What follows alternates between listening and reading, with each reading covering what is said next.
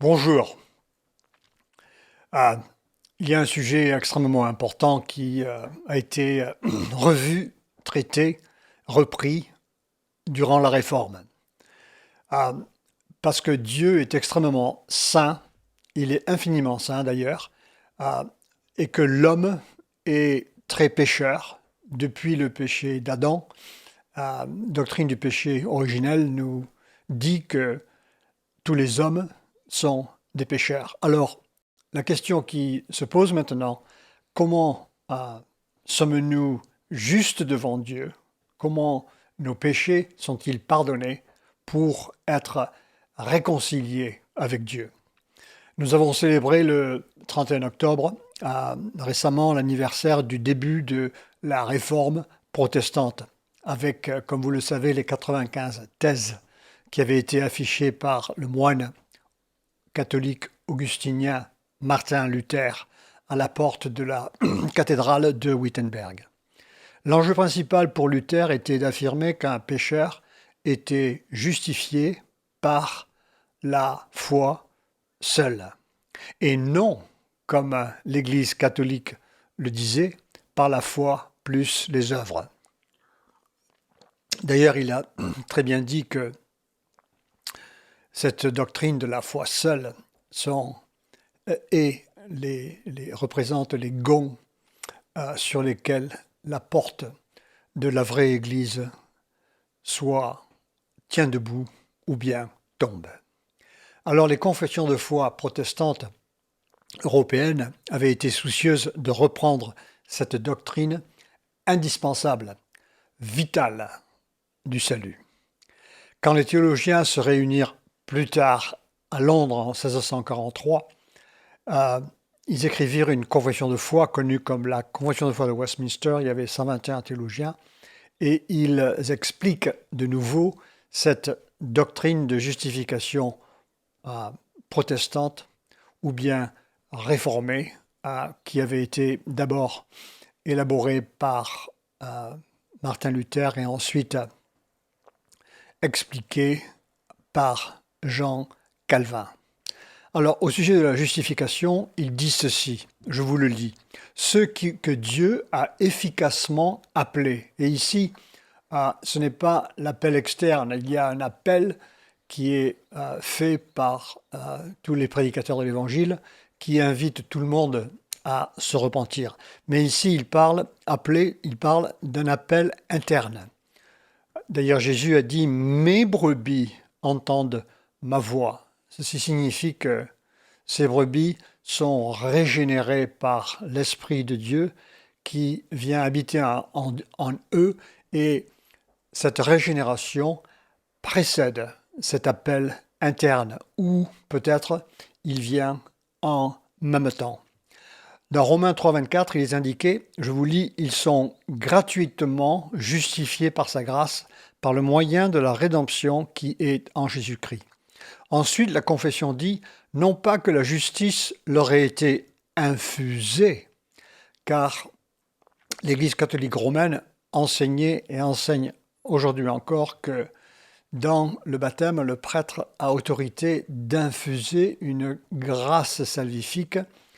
Les termes latins sont ex opere operato, c'est-à-dire que le prêtre infuse cette grâce dans l'enfant au baptême. C'est pour ça qu'il est très important pour l'Église catholique romaine de baptiser leur enfant. Alors il dit ici que la justice n'est pas infusée. C'est la confession qui l'indique. Mais leurs péchés ont été pardonnés et leurs personnes tenues et reçues comme justes, non à cause de quelque chose qui était introduite en eux, comme par exemple cette infusion, ou bien qu'ils auraient faite, mais eu égard en Christ seul. Non pas que leur foi elle-même, c'est important, la foi n'est pas un mérite, ou leur acte de croire, ou quelque autre obéissance évangélique leur a été imputée. Imputé ici c'est un terme théologique qui signifie compter à justice, mais parce que leur ont été imputés, ou bien comptés, l'obéissance, Jésus a vécu sur terre, ici, dans sa nature humaine, il n'a jamais péché. Et aussi, la satisfaction du Christ, c'est quand il s'est offert en sacrifice. Alors, quand cette justice nous est comptée, les Écritures parlent d'une robe de justice. Si vous êtes invité à la Maison-Blanche ou aller voir le président français, vous allez probablement mettre votre meilleur costume ou, mesdames, votre meilleure robe. Et il en est de même pour celui qui est le Saint des Saints, le Roi des Rois. Il exige que vous soyez habillés le mieux possible. Ce qu'il y a à cause de notre péché, du fait que nous sommes viciés, tachés, et qu'on ne peut s'en défaire, Dieu envoie son Fils qui, lui, vit une vie parfaite, et ensuite s'offre en sacrifice, et il obtient ainsi une robe de justice. Et il met, quand on lui fait confiance, donc pas à nos œuvres, pas à notre acte de foi, mais quand on lui fait confiance, il met cette robe de justice, ou bien ce costume, sur nous pour rentrer dans ce palais divin, dont le seul et unique Roi des rois est le Seigneur Jésus-Christ.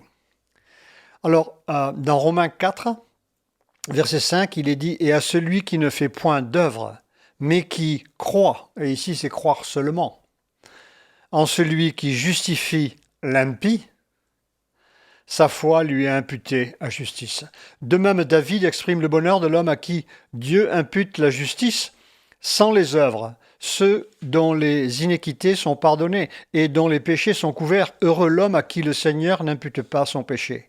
Car Dieu était en Christ, la confession ajoute, réconciliant le monde avec lui-même, en n'imputant point aux hommes leurs offenses, et il a mis en nous la parole de réconciliation. Ensuite, dans 2 Corinthiens 5, 19, on peut lire « Car Dieu était en Christ réconciliant le monde », et ici c'est le monde qui est opposé à Dieu. C'est la qualité éthique ici dont on parle. Ce n'est pas le monde entier. Réconciliant le monde avec lui-même en n'imputant point, comptant point, aux hommes. Ici, ce ne sont pas tous les hommes, mais c'est ceux que Dieu réconcilie et qui viennent à se repentir. Nous savons évidemment que pas tous les hommes se convertissent, viennent à Christ, mais certains que Dieu a élus. Il ne compte pas aux hommes leurs offenses et il a mis en nous la parole de réconciliation, celui qui n'a point connu le péché. Il a fait devenir péché pour nous. Et ici, Jésus est mort, et quand il dit devenir péché, c'est en fait, il est mort il a été condamné comme s'il avait péché, alors qu'il n'a pas péché, afin que nous devenions en lui justice de Dieu. La confession continue. Elle dit par la foi, ils ont reçu Christ et sa justice, auquel ils se sont soumis, et cette foi, ils ne la tiennent pas d'eux-mêmes, elle est le don de Dieu. Paul confirme dans Galates 2,16, néanmoins, sachant que ce n'est pas les œuvres de la loi par les œuvres de la loi que l'homme est justifié, mais par la foi en Jésus-Christ, nous aussi avons cru en Jésus-Christ afin d'être justifiés par la foi en Christ et non par les œuvres de la loi, parce que nulle chair ne sera justifiée par les œuvres de la loi. Dans Philippiens 3,9, Paul ajoute « Et d'être trouvé en lui, non par ma justice, celle qui vient de la loi, mais avec celle qui s'obtient par la foi en Christ, la justice qui vient de Dieu par la foi. » Dans Éphésiens 2, 8, 9, il dit « C'est par la grâce que vous êtes sauvés, et par le moyen de la foi, et cela ne vient pas de vous, c'est un don de Dieu. Ce n'est point des œuvres, afin que personne ne se glorifie. » La confession continue en disant « La foi par laquelle sont reçus Christ et sa justice », ils disent ici « reçu » et non pas « obtenu », c'est « reçu ». Et sa justice auquel on se remet est le seul moyen de justification. Dans Jean 1, verset 12, 13, je vous lis, « Mais à tous ceux qui l'ont reçu, à ceux qui croient en son nom, elle a donné le pouvoir de devenir enfants de Dieu, lesquels sont nés non du sang, ni de la volonté de la chair, vous pouvez dire au revoir au libre arbitre, ni de la volonté de l'homme, au revoir à nouveau au libre arbitre, mais de Dieu, c'est la volonté de Dieu. » La confession continue en disant « Mais cette foi n'est pas seule dans la personne justifiée, car elle est toujours accompagnée de toutes les autres grâces salutaires. Et elle n'est pas foi morte, mais foi œuvrant par amour. » Jacques nous dit « Il en est ainsi de la foi, si elle n'a pas les œuvres, elle est morte en elle-même. » Alors, donc, ici, la vraie foi se manifeste, pour essayer d'expliquer le commentaire de Jacques, la vraie foi se manifeste toujours par des œuvres qui y correspondent. Jésus a dit aussi « Vous les reconnaîtrez par leurs fruits ». Paul aussi fait une liste des fruits de l'esprit.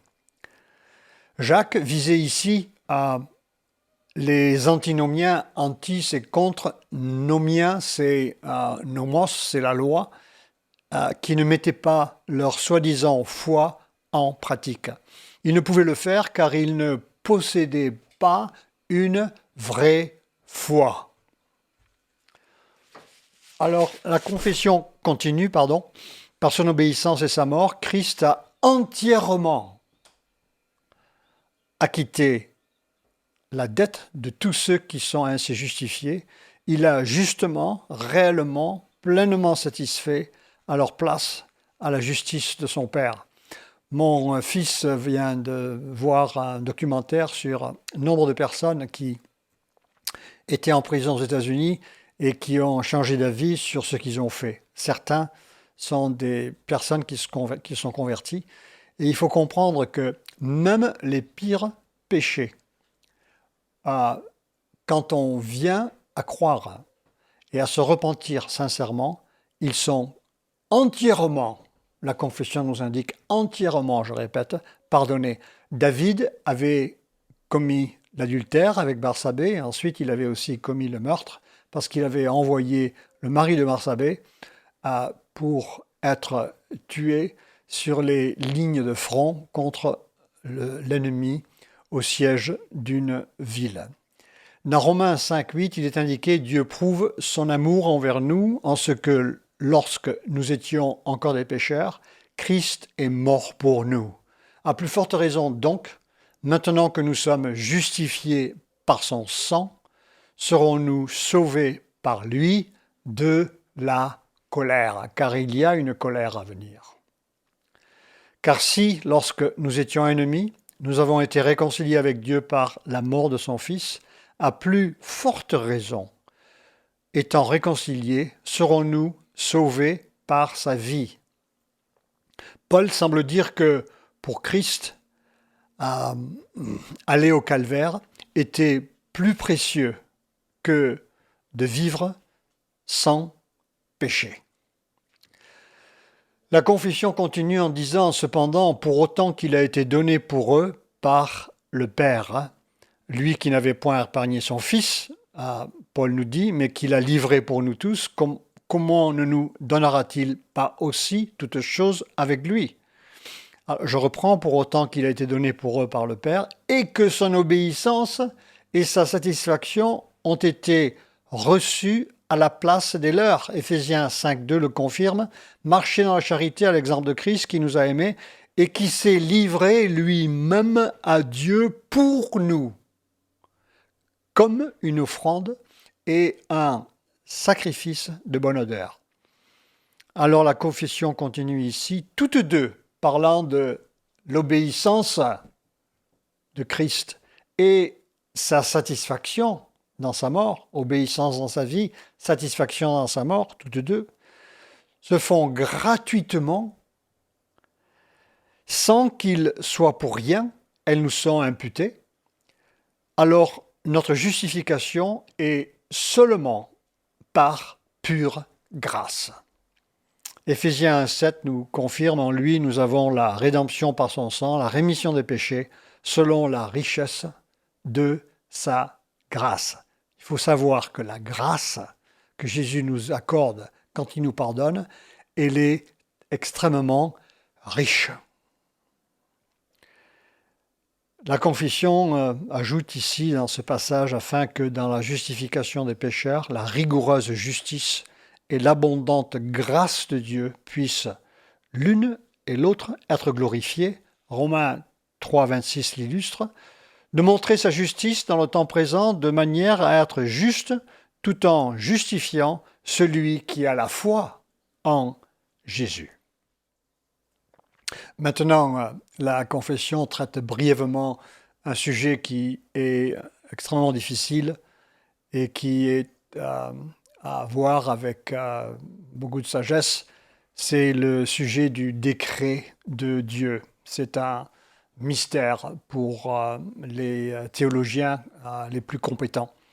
Mais ce mystère est toutefois mentionné très clairement dans la Bible. Et donc, je vous lis ce que la confession indique. De toute éternité, Dieu a décrété de justifier les élus. Dans 1 Pierre 1, 2, c'est le texte qui soutient cette phrase, il est indiqué « Et qui sont élus selon la prescience de Dieu, le Père, par la sanctification de l'Esprit, afin qu'ils deviennent obéissants et qu'ils participent à l'aspersion du sang de Jésus-Christ. » Alors, tous les élus sont justifiés, viennent à la repentance un jour. Et non seulement cela, dès qu'ils sont convertis, dès qu'ils ont l'Esprit de Dieu en eux, ils commencent à être sanctifiés par l'Esprit de Dieu. C'est pour ça que Paul, dans ses lettres, leur écrit et il leur dit aux saints qui sont à Corinthe, qui sont à Éphèse, etc. Et ici, c'est agios, cela signifie séparé.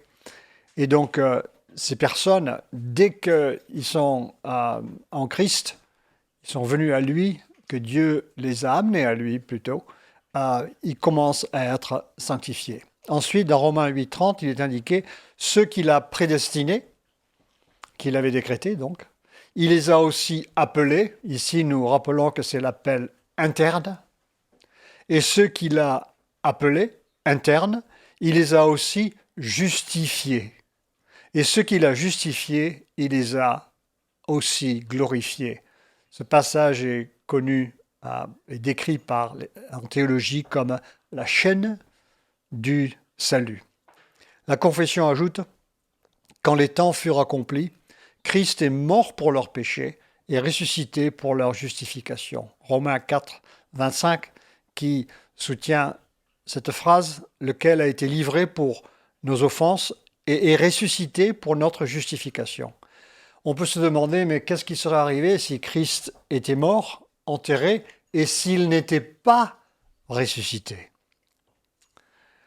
Eh bien, notre espoir de résurrection serait en vain parce que Jésus est le premier fruit de la résurrection. Jésus a passé beaucoup de temps ensuite avec les disciples et ensuite il est monté. Jésus, après qu'il est monté, il a continué à vivre. Il est monté dans sa nature divine aussi bien que sa nature humaine et il reviendra de la même manière. C'est le seul homme qui n'est jamais mort après sa résurrection. Alors maintenant, s'il n'était pas ressuscité, cela voudrait dire que nous ne sommes pas, nous non plus, justifiés. Je dois dire que il faut comprendre que si vous avez même commis les pires péchés, que Dieu peut vous pardonner et vous justifier. J'ai vu récemment un documentaire à la télévision sur un promoteur immobilier qui a bâti une maison en haut de Bel Air à Los Angeles et il a mis en vente pour 500 millions de dollars. Et on voit comment cette personne est vraiment impliquée dans tout ce qui a à voir avec la fortune, l'argent et tout le bling-bling. Mais vous savez, si Dieu n'était pas venu me chercher à Los Angeles, je serais aujourd'hui en train de faire les activités de cet homme. Je me reconnais très bien en lui avant que j'étais converti, car ces convoitises, ces choses, ce style de vie était le mien. Mais Dieu est venu me chercher. Il m'a sauvé et il m'a changé. Et il m'a épargné la condamnation éternelle. C'est pour ça que je serai très heureux de rencontrer cette personne et de lui parler de Jésus-Christ, si Dieu m'en donne l'occasion. La confession ajoute néanmoins, les élus ne sont justifiés que lorsqu'en temps voulu, le Saint-Esprit leur attribue effectivement le Christ. Colossiens 21, vous qui étiez autrefois étrangers et ennemis par vos pensées et par vos mauvaises œuvres, comme moi et d'autres, il vous a maintenant réconciliés par sa mort dans le corps de sa chair pour vous faire paraître devant lui saint, irrépréhensible et sans reproche. Souvenez-vous que le diable est l'accusateur des frères. Le diable nous accuse des fautes que nous n'avons pas commises, mais aussi des fautes qui ont déjà été pardonnées. Et Paul ajoute, si du moins vous demeurez fondés, inébranlables dans la foi, sans vous détourner de l'espérance de l'évangile que vous avez entendu, qui a été prêché à toute créature sous le ciel, et dont moi, Paul, j'ai été fait ministre. Paul, lui aussi, c'est un homme qui persécutait les chrétiens et qui a été pardonné quand Christ s'est révélé à lui sur la route de Damas. Paul avait un disciple qui s'appelait Démas, qui est retourné dans le monde. Ici, il est indiqué sans vous détourner de l'espérance. Il y a des personnes qui, au début, ne sont pas vraiment sauvées, qui n'ont pas une vraie foi, comme Jacques dit. C'est une foi qui est démunie d'œuvres qui l'accompagnent. Ce n'est pas une foi évangélique. Ensuite, dans 1 Jean, Jean dit, s'ils étaient des nôtres, ils ne nous auraient pas quittés. Il y a des personnes qui sont dans les églises et qui n'ont pas une vraie foi et qui finissent par quitter et ne pas revenir. La confession continue en disant, Dieu continue à pardonner les péchés de ceux qui sont justifiés. Vous dites, ah mais j'ai péché, j'ai fait ceci, j'ai fait cela, mais ce qu'il y a, c'est une chose qui est certaine. Nous allons tous pécher. Mais Jésus dit à ses disciples, priez de cette manière. Dites, pardonne-nous nos offenses comme nous aussi nous pardonnons à ceux qui nous ont offensés. Ceci implique que même les chrétiens, il leur arrive de pécher. Paul dit, je fais ce que je ne veux pas faire. Qui me délivrera de ce corps? Dans 1 Jean 1, 9, 10, Jean dit, si nous confessons nos péchés, il est fidèle et juste pour nous les pardonner et pour nous purifier de toute iniquité. Si nous disons que nous n'avons pas péché, nous le faisons menteur. Sa parole n'est point en nous. Calvin a même dit, il arrive au plus saint de parfois trébucher très lourdement. C'est de cette manière que Dieu nous découvre et le découvre aussi à ceux qui sont parmi nous les plus saints, les limites de notre sainteté, de notre moralité, de notre force mentale ou bien de notre sens de l'éthique. Dieu nous montre sa justice. Mais la confession ajoute ceci, bien qu'il ne puisse jamais déchoir de l'état de justification,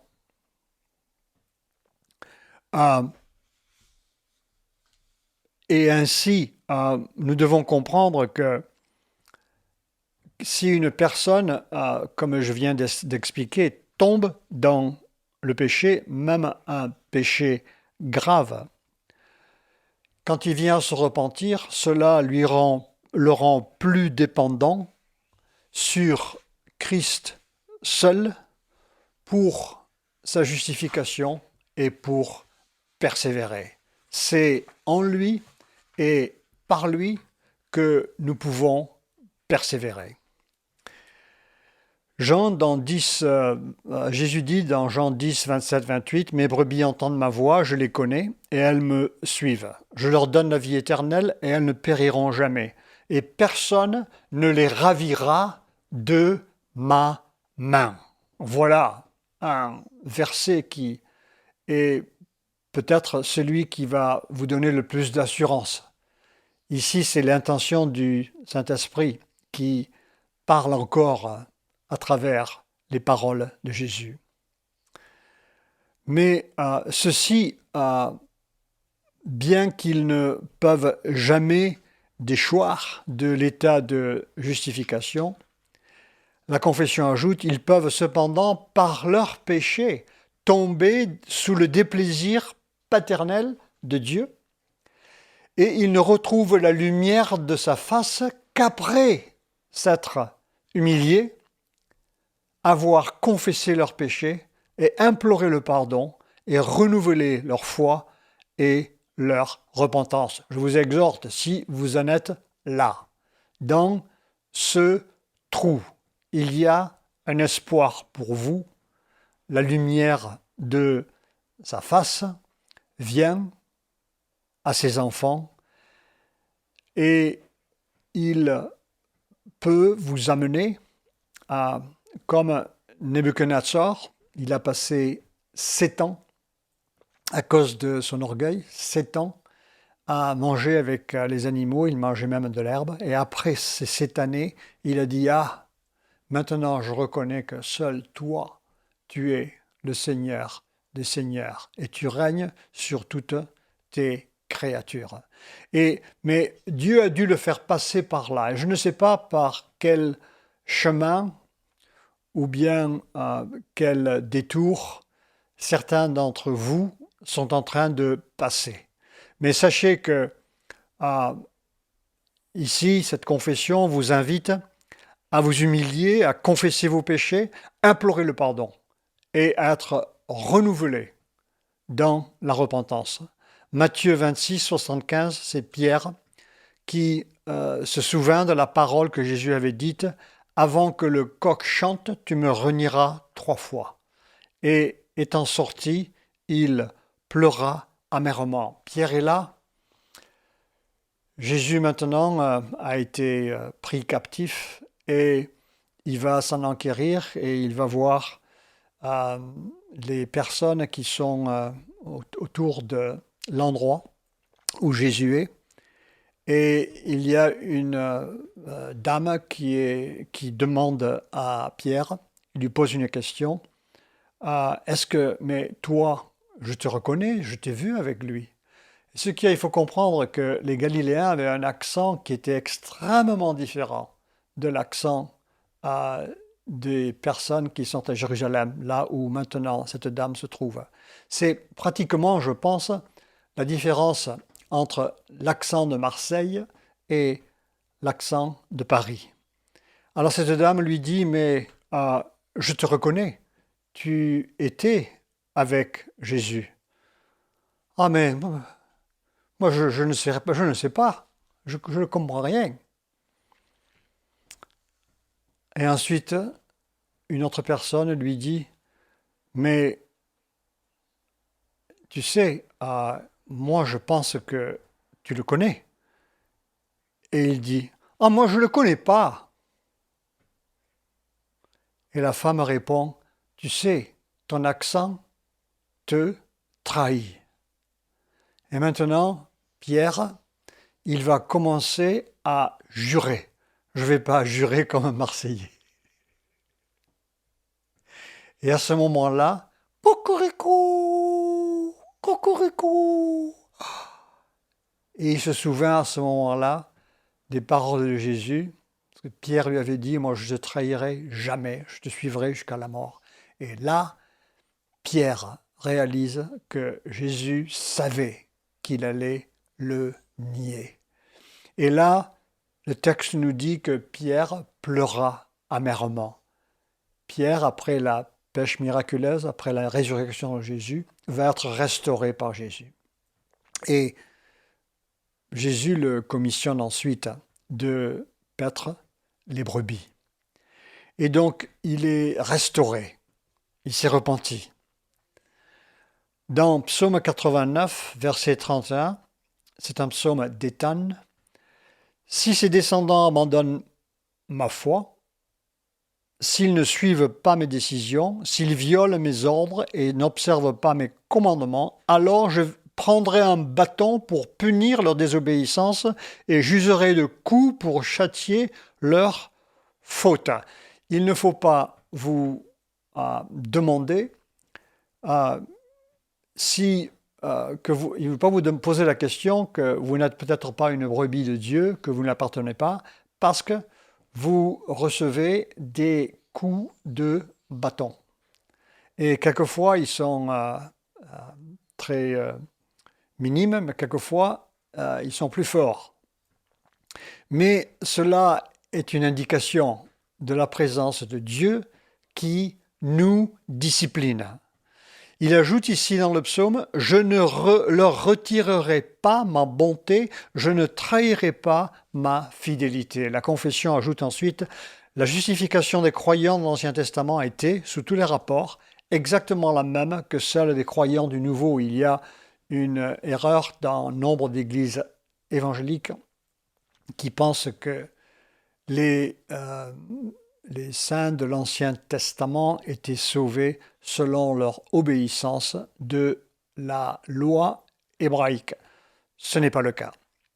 Dans Galates 3,9, Paul dit « Abraham a cru et fut béni, ainsi tous ceux qui croient dans l'Ancien Testament et le Nouveau Testament sont bénis comme il a été. Le Christ, en devenant l'objet de malédiction à notre place, nous a délivrés de la malédiction de la loi. » L'Écriture déclare en effet « Maudit soit quiconque est pendu à un arbre ».